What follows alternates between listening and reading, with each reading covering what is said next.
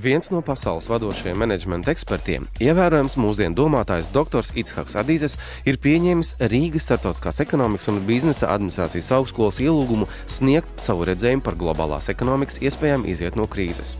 22. septembrī viņš pirmo reizi apmeklēja Latviju, un šajā pašā dienā pirmo reizi Rīgas Startautiskās ekonomikas un biznesa administrācijas augstskolas pastāvēšanas vēsturē viņam tika piešķirts goda doktora grāds. I'm very thrilled, really. It's my 12th honorary doctorate, but I would say it's the most emotionally arousing for me. Esmu patiesi pagodināts. Šis jau ir man 12. apbalvojums, bet emocionāli tas ir vistuvākais, jo es esmu pirmais, un tas ir īpaši. Esmu ļoti aizkustināts par uzņemšanu. Tā bija laba pieredze, tā ir mana pirmā reize Latvijā, un es vēlētos to atkārtot. In Latvia, so it's something that we really like to repeat. Doktors Icchaks Adizes ir viens no pasaules vadošajiem menedžmenta ekspertiem. Viņš ir ierindots 30 labāko pasaules vadības domātāju sarakstā, ir atzīts par vienu no 30 labākajiem pasaules menedžmenta konsultantiem, apbalvots ar 12 goda doktora grādiem, pagodināts ar 2 pilsonībām un publicējis 12 grāmatas, kas ir tulkotas 30 dažādās valodās. I believe that to know in a changing environment is not enough. Esmu pārliecināta, ka zināt šajā mainīgajā vidē ar to nepietiek. Zināšanas mainās. Jebkura izglītība, ko šodien dodam studentiem, būs absolūta varbūt kādus 2-3 gadus. Bet zināšanas ir svarīgas. Svarīgs ir arī raksturs, spēja sastrādāties ar citiem, saprast ierobežojumus un vēlme klausīties citos, kas nepiekrīt tavam teiktajam. Spēja kontrolēt savu ego un būt labam komandas spēlētājām. Tas ir svarīgākās īpašības, jo zināšanas mainīsies, bet jūsu stils, personība, vērtības būs mūžam. Because knowledge will change, but your style, your personality, your values should be forever.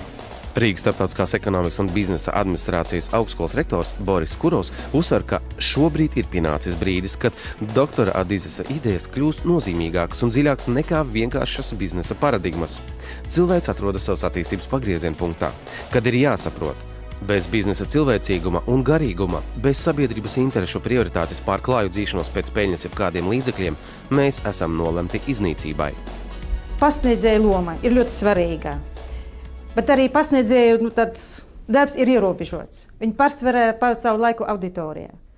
Un, lai mēs izslēgsim vai ierobežosim studentus, kur viņi var iegūt zināšanas tikai no pasniedzējiem, arī tad studentu zināšanas būtu ierobežotas. Tāpēc ļoti svarīgi arī piesaistīt cilvēkus, kuriem praktiski pieredzē, kuri konsultē kompānijas, pārzina viņu problēmas un var apspriest šīs problēmas arī auditorijas. Un bez praktiskas pieredzes vispār mēs nevaram sagatavot arī menedžerus, vadītājus, uzņēmējus.